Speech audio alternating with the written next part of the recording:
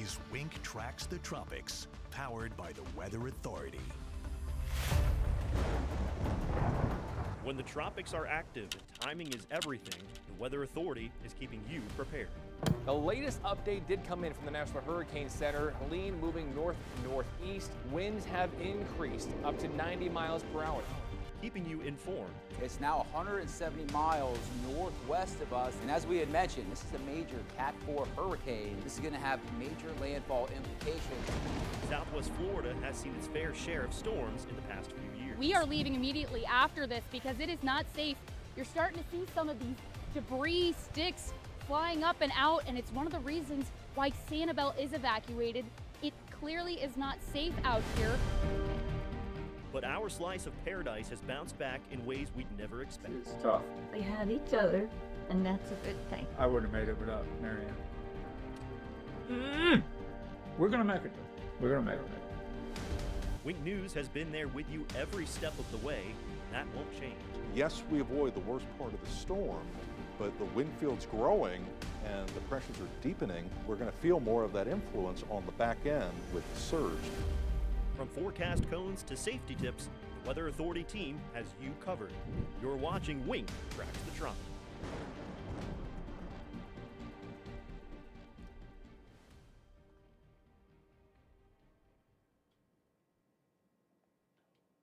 Oh, hello. Good morning and happy Monday, everyone. I can't see myself right here, so I was like, hey, where are we? But don't worry, we are here, we are live, and welcome to today's edition of Wink Tracks the Tropics. Yes, the tropics are still nice and quiet. That doesn't mean there's nothing to talk about. I do want to talk a little bit about what we can be expecting over the next couple of weeks, what we're looking for, the latest trends, and all of the model guidance, right? We'll get into all those good details. But of course, you know, today, if you're in the state of Florida or pretty much anywhere across the east coast of the United States, you know what the biggest weather story is. It is that powerful cold front that is sweeping on through. In fact, it just finished moving through Southwest Florida. It is now down to our south. So we're going to talk about all of the impacts expected when the cold air settles on in overnight tonight into early tomorrow morning. Now, lucky for me, I do have an amazing panelist with me today. That is meteorologist Oceana Hayden. Oceana, how are we doing today? Great. How are you doing? I'm happy to be here. I'm good. How you feeling about this cold weather coming our way? I'm so excited. I stepped outside at like 9. And I went out there, you know, it felt so good already. To see the 2 points drop. I got to ask you, what is your favorite activity to do? Let's say tomorrow. What are you looking forward to doing the most? Oh, okay. 2 things. So one, during the day, I think shopping outside, like at Coconut Point, Miramar, Waterside, when it's cool out. A little downtown Fifth Ave action going on? Yes. But also bonfires. It's a little too windy tonight to do that, I think. But hopefully tomorrow or even Wednesday night, that is 100% happening because I'm a big s'mores lover, so yes, that's it. Me too, exactly. I think there's a lot of fun to do out there. Yes. Hey, I've got a question to you guys watching live on Facebook and on YouTube. What is your favorite cold weather activity? I'd love to hear from it, and of course, we'll share it. This is an interactive platform. Whether you have questions about what's going on in the tropics, what we're expecting over the next couple of weeks, or any questions when it comes to this cold weather headed our way, I will be very happy to answer all of those questions for you. And without further ado, let's go ahead and get right into it here. If we could pull up this prompter right here, this would be amazing so I could see what we're talking about. But the first thing we're going to talk about is going to be the tropics. And the good news is there's nothing out there right now. Beautiful. And there's nothing new expected over the next 7 days. That is what we love to see, and that's what we have been seeing for the past couple of weeks ever since Melissa unfortunately took a lot of damage there across the Caribbean, specifically in Jamaica. Since Melissa is gone, we have not seen any other tropical systems. Now, if you've watched Wink Tracks the Tropics in the days past, you'll likely see these a lot, right? We look at ensemble members of different models, right? So you may have heard of the European and the GFS, which is the American model. I'm going to start here with the European model, and this is not showing just one particular model run. It is showing all of the possible ensemble members and the ones that are picking up an area of low pressure. And remember, areas of low pressure during the hurricane season can become tropical systems. Now, here's the great news here. There's probably about 50 different possibilities that you could have, and only maybe 1 or 2 of them are spitting out any sort of area of low pressure in the Caribbean, and that is all the way down in the southern Caribbean near Central America. And if anything tries to develop in this model, it moves towards the west with absolutely no path off towards the north. So the Euro says no new tropical systems over the next 10 days. And guess what? Even the GFS, the American model, that typically is a little bit more gung-ho on these kind of things, showing more of an opportunity for tropical development, is also showing pretty much slim to no chance of tropical development over the next 10 days. This brings us through November 20th. And again, absolutely no path into the Gulf anywhere near Florida. So very good trends from both the European and the American models. Now they are showing a couple potential areas of low pressure that are popping up there in the southern western Caribbean. In the month of November, that's typically where you would see them if you do see any, as well as the southwestern Atlantic. But again, based on those two model runs, I am really confident in what I'm seeing for at least the next 2 weeks in terms of no tropical impacts whatsoever to the United States, and even in terms of tropical development overall, the chances are very low. Now, when it comes to looking very far ahead into the future, the Climate Prediction Center will sometimes release an outlook every Tuesday afternoon. So that's tomorrow afternoon, they'll be releasing that. It will give us an outlook into the future, any potential tropical development and the chances of it over the next 2 to 3 weeks. That'll likely bring us throughout the end of November. And again, the official end of hurricane season is November 30th. So we will bring that to you on Wing Tracks the Tropics Wednesday morning once they release that. And again, the next name on the list is Nestor, if anything develops. Now, I want to bring back in Oceana. I do want to get your thoughts on this. I mean, based on what you're seeing, model guidance-wise, what are we thinking here over the next few weeks? I'm loving what I'm seeing, basically. I think that there's a lot of good news out there. It's nice to see that out of all of the ensemble members out there for both the Euro and the GFS, very few even have the potential for anything. So that's great news. You know, you saw that yellow tropical frequency map for November. Like we have said before, when it's in the yellow, we already know November. We start to see a little less frequency of storms as those cold fronts make their way down, the water temperatures cool off. But it's good to know that the Western Caribbean, as we know, that's kind of where we look specifically for us, is looking pretty good. And the chances of Nestor are going down, I would say, based on what we have seen, especially from our ensemble members. You know, I don't want to see Nestor. I think we all want to just close out this season. You know, we still have 2 to 3 weeks left, so I'm really, really curious to see what the Climate Prediction Center posts tomorrow afternoon. Yeah, me too. And you know, the last update they released on last Tuesday showed the potential for no development over the next 2 to 3 weeks. So I wouldn't be surprised if it's the same case. Again, we don't see any threats whatsoever to us here in Florida. But when it comes to the chance of even our next tropical system forming, is it fair to say it's very low at this point? I think that's fair to say. Yeah, absolutely. And again, it's still possible. Doesn't mean it's not going to happen. I mean, that's why we're here, right? That's why we do this, so we can keep an eye on things down the road. And again, that next name on the list would be Nestor. And, you know, the hurricane season officially ends on November 30th.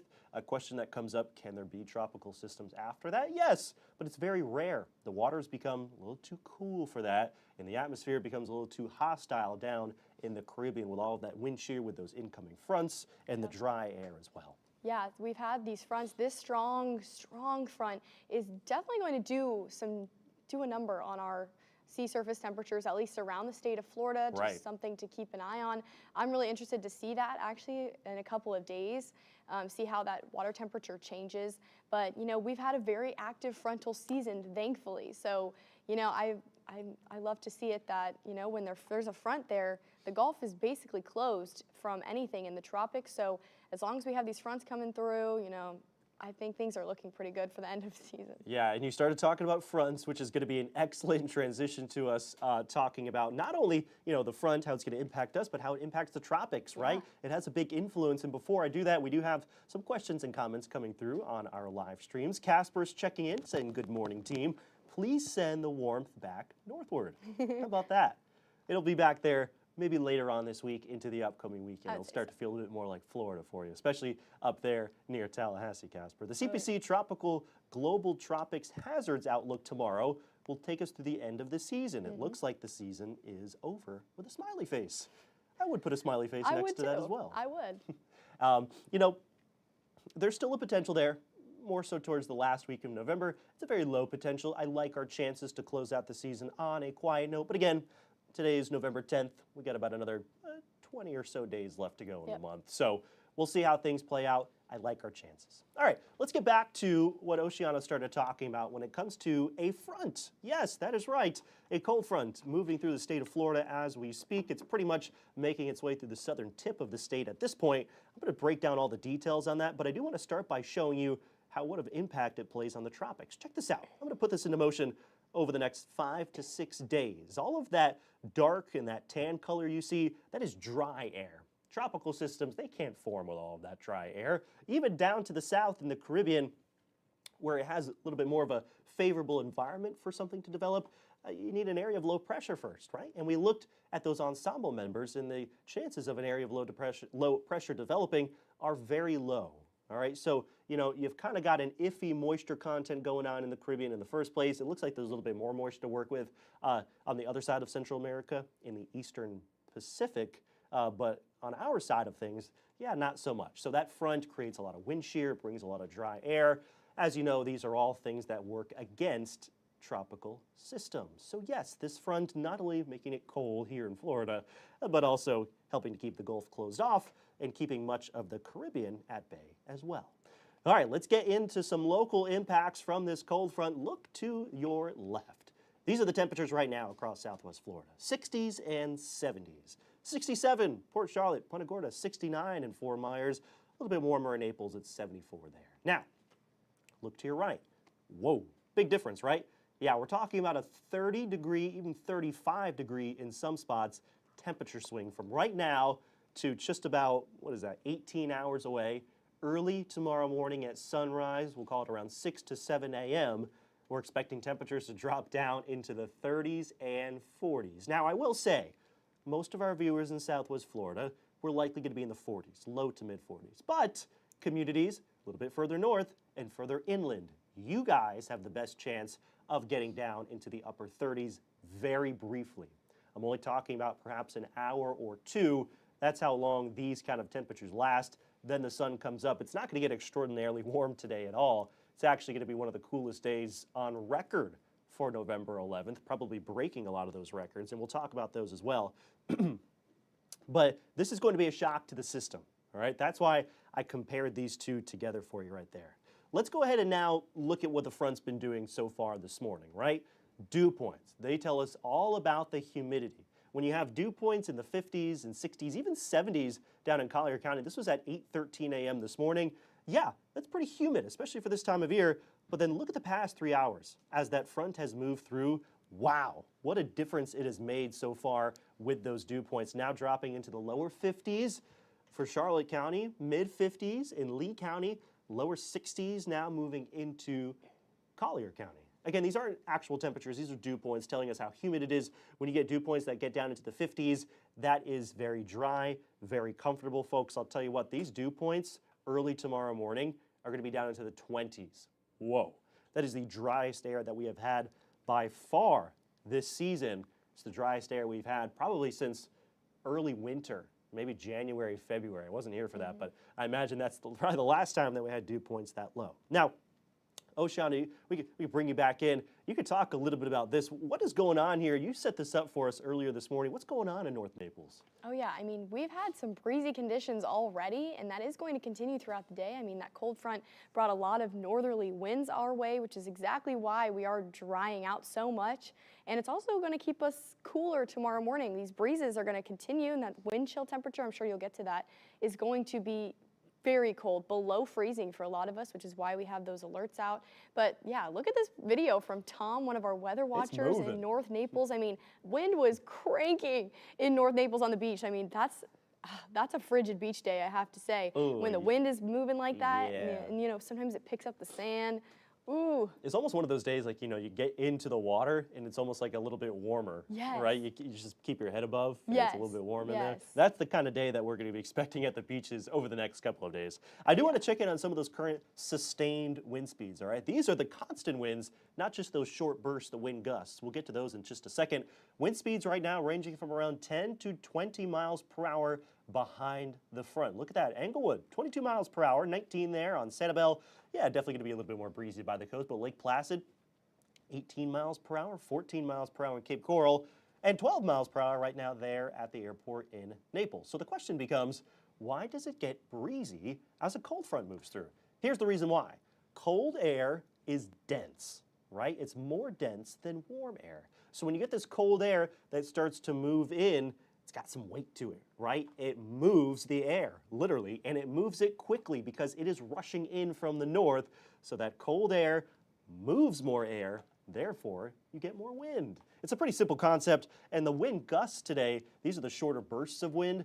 These are getting closer to 30 miles per hour. And I've already seen a few reports from earlier this morning of those wind gusts, especially along the coast, even a little bit higher than that. So yes, it's going to be a breezy day out there. It's also impacting our waters. Check out this live view. This is overlooking Boca Grande, the beach there. We've got some beach goers that are luckily staying out of the water. That is my suggestion to you all across the state of Florida over the next couple of days. It's going to be rough out there. You can see the whitecaps.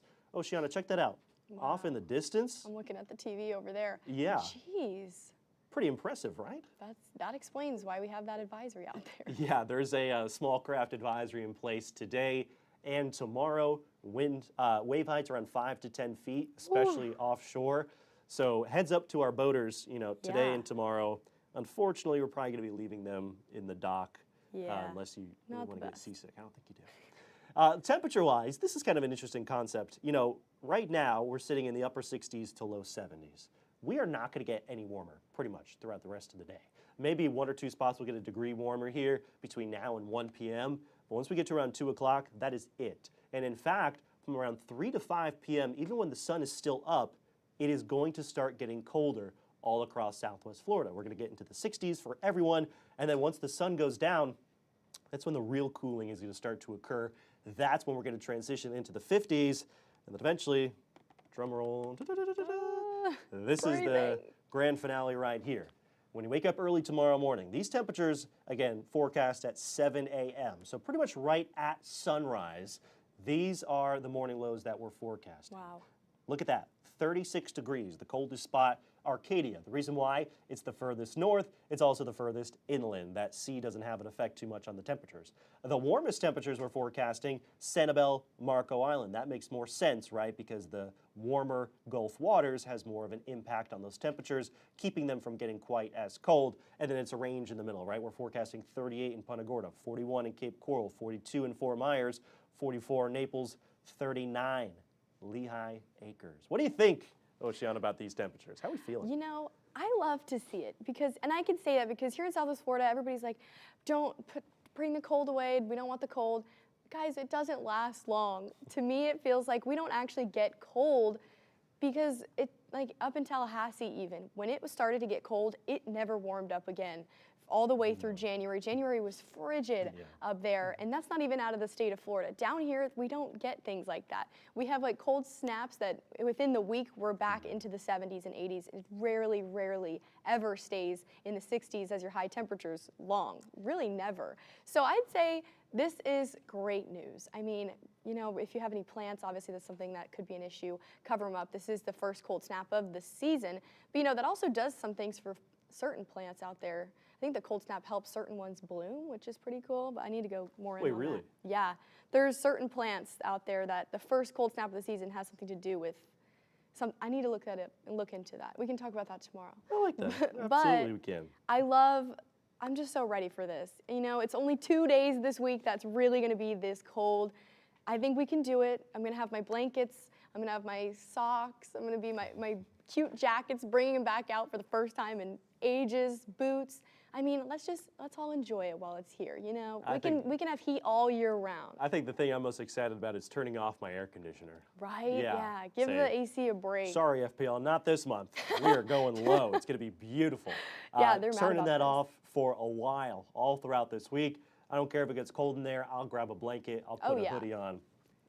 I'm not into the heater thing either. No. I'm more so, I mean, honestly, I like to open the windows, like crack them a little bit during the day, the temperatures in the 50s and 60s, and then put socks on and a jacket. Now, that's so cozy to me. If you're bold, you keep them open tonight. I think most of us probably will shut them overnight. Yeah. It's getting a little I too just cold love for that. the smell of crisp, cold air. I Right. don't know how to describe it. It just feels fresh. Well, I'll tell you what, this evening, great time to spend Oh, yeah. outside, maybe open the windows and then shut them overnight. Try to keep a little bit of that warmth in there. And then you can Yes. open back up tomorrow afternoon, all right? It'll be beautiful. Now, Oceana, I want you to talk a little bit about wind chill, all right? Yeah. Because we saw the flag there blowing in the breeze. That wind is going to be sticking around.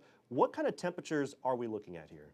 We are looking below freezing for a lot of us in the feels like temperature range. Check it out. Here's a look at northern areas seeing wind chill temperatures in the 20s and low 30s, below freezing there. And then still those future wind chill temperatures in southern regions are still in the mid 30s. So it's going to feel more like cold, more like freezing out there tomorrow because of that breeze. And why that is because our body has a layer of heat that kind of helps warm us up a little bit naturally. But when there's a breeze, it strips that layer off of us, and that's why it feels even colder when there's wind, because we no longer have that layer of protection.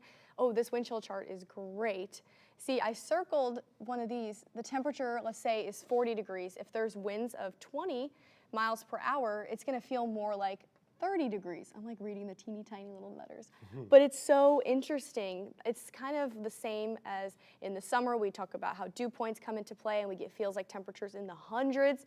Whereas when we factor in a breeze with cold temperatures, we get the wind chill value. And this has the potential to be very dangerous. Wind chill temperatures, not in Florida really ever, but more so up north. They have that frostbite thing down there that kind of shows that, they can get blistery when you factor in fast winds. Luckily, we're not expecting anything really over 30 miles per hour in terms of gusts, sustained winds 10 to 20, but still, that's enough to drop the temperature down to 10 degrees in the feels like category. And I mean, yeah, that's a cause for jackets and blankets. That's all I know. Yeah, for absolutely. I think that's kind of the biggest issue tomorrow morning. And because of that, you'll notice the National Weather Service has actually issued a cold weather advisory. Wow, they extended the freeze. Yeah, central and southern Florida and southwest Florida. I'll talk about that. Oceana just mentioned the freeze warning. That's in place across the entire southeast, extending all the way down through the Florida Panhandle, the Big Bend region, North Florida, even touching, it looks like citrus portions of Hernando County as well along Florida's central west coast. Now, that's because temperatures there are expected to get to 32 degrees or below. That's not going to happen here. All right, so we're not under a freeze warning in southwest Florida, but we are under that cold weather advisory, and the reason why they issued that is not because of the actual temperatures, it's because of those wind chill values. All right, that's when it becomes a little bit dangerous. We have some shelters opening up across southwest Florida for those that need a place to get into to stay warm overnight tonight into early tomorrow morning. So that's the reason why they issue those. Just a couple precautionary notes. Protect your people, check in on those that may not be aware, maybe a little bit more vulnerable. Protect your pets, of course. Don't leave them outside tonight. It's going to be too cold for them, all right? Let them, even if you want to keep them in the garage, that's fine. Somewhere that's just a little bit warmer than just being exposed to the elements and especially that breeze overnight. And last but not least, your plants, right? You got to check in on those, maybe cover them up overnight tonight. The more sensitive ones you want to bring inside. Now, the good news is we're not going to be dealing with a frost, and that's because of the wind, right? If they ever get even a little bit of a wind, it's really hard for frost to develop. You typically see that develop when the winds are a little bit more on the calm side. Now, luckily, Oceana was talking about the wind chill. It allowed me to bring up these two graphics from our little set. These are the forecast morning lows for tomorrow in comparison with the record lows for November 11th. So in Fort Myers, we're forecasting a low of 42. The record for the day is 41. All right, so we'll get close to that. Not sure if it's going to be tied or broken. But in Punta Gorda, I'll tell you what, folks, that one's going to get broken for sure. We're forecasting upper 30s there in Charlotte County. The record low, 44. Yeah, seems pretty certain to me. In Naples, it will be a little bit closer, but there is, again, a decent chance that that one is also broken. The forecast low is 44. The record is 47, set back in 1993. Maybe some people remember that one. I think 56 and 43 might be a little bit too far off, but I'm sure there's some folks around there in the early 90s that remember that cold snap on November 11th in Naples. So this time around, likely going to get even a little bit colder out there. Look at the averages, right? I know, that's what I was looking at. Yeah, go ahead, talk about those. Wow, I mean, we are near 20 degrees below average tomorrow. That is incredible, and we talked about it this morning, 30-degree temperature swing from early this morning to tomorrow morning. We're going to drop 30 degrees. That is a huge temperature swing, huge plummet in those temperatures. I mean, this is just our lows. I mean, the fact that also tomorrow, none of us are going to be seeing the 70s. I don't know if anywhere except for maybe Miami is going to see 70 tomorrow. Like, this is real deal. Here's the afternoon highs. Wow. I mean, Punta Gorda again going to shatter that. Same with where is that? Oh, Fort Myers is right there too. Yeah. Naples below. I mean, it's very likely that tomorrow is going to be record-breaking on all sorts of levels, including the lows and the highs. Yeah, the nighttime lows are always easy to talk about. You know, if it gets colder than it was before, you break the record. Now, this one is a little bit more complicated. So this is the daytime highs, right? This is what we're forecasting. It's going to be 62 degrees. That's it tomorrow in Fort Myers, 60 in Punta Gorda, 65 in Naples. Now, no, that's obviously not the warmest day on record, but it's the coolest daytime highs on record. That's what it's going to be. So the coolest daytime high ever recorded on November 11th at Fort Myers is 62, 66 in Punta Gorda, 68 in Naples. That was both in 1953, and the Fort Myers one was in 1977. So there's a good chance that all three of those could be tied or broken. And again, compare that with our average, right? Average highs, low 80s. The past 4 days, we've been above that average pretty significantly by about 5 degrees. But tomorrow, it's 20 degrees colder than our average. Wow, that is going to be crazy. I know. It's going to feel so good out there, though, around 1, 2 o'clock. That is going to be ideal. Not too cold, you know, but perfect, and that sun will help you out, keep it shining. And you know, it's kind of the reason why we've been, you know, really talking about this cold front. Yes, we know we get cold fronts in Florida every so often. It happens. This is but record-breaking. hopefully you can see, based on these past two graphics, that this one is a little bit of a historic cold front. Not overall for the entire year, but for where we are. It's November 10th. It's still fall. This kind of cold front would even be impressive in the middle of winter, like January 15th. Yeah. All right, it'd be impressive then, but the fact that it's so early, that's why it's been such a big talker down here in Southwest Florida and for the rest of the state. Oh, yeah. I mean, wow. And yeah, the cold weather alerts. For us to even have one of these in November is historic in itself. Yeah, definitely. It's just the National Weather Service giving us that little heads up right there. I do want to put it all together for you right now in our 7 and 10-day forecast as well. You know, just got to get a feel of what's looking ahead for the rest of this week. Again, tomorrow's Veterans Day. If there's any of those outdoor plans out there, perhaps there are some parades around town or some services, again, just make sure you bundle up, all right? Tomorrow's one of those days where you don't really need, you want to wear the layers, but I'm not sure if you're going to really want to shed them too much throughout the day. That's true. Especially with that high cloud cover. You know, it's not going to be complete sunshine and blue skies. You'll get a little bit of sunshine out there. Similar story on Wednesday, although it is going to be significantly warmer in the daytime. You're going to feel that difference. But Wednesday morning, I mean, we're still starting in the mid-40s. That's pretty cold in my book. Wednesday afternoon highs in the mid-70s. And then that warming trend really starts to set in. Thursday and Friday, morning lows are back in the 50s. Afternoon highs, upper 70s to lower 80s. If you want to make outdoor plans this weekend, if you're looking that far in advance, absolutely go for it. The humidity's still going to be nice and low. It's going to be pleasant, seasonable temperatures with lows in the 60s and afternoon highs in the low to mid 80s. I'm really looking forward to this weekend because that's going to be absolutely perfect. You know, while we're on the topic, what's the perfect morning low and afternoon high this time of year, Oceana? Let's hear it. Oh, I think that this weekend is so ideal. I like to see the upper 50s, low 60s in the morning, getting to the low 80s in the afternoon. This weekend, we were in the upper 80s, and it was humid, and I could feel it. It was like summer out there on Saturday and Sunday. There was nothing about it that wasn't summertime to me. I was like sweating, humid, gross. There was mosquitoes at night. I was like, geez, this weekend looks ideal. The low 60s when you wake up, and the low humidity is everything to me. The low dew points sticking around at least through this weekend. Highs in the low 80s, like we can do that. That's not terrible. No, not at all. I love that. And when it comes to rain chances, you know, this morning was our last chance. There were a few showers along that front, but that is done.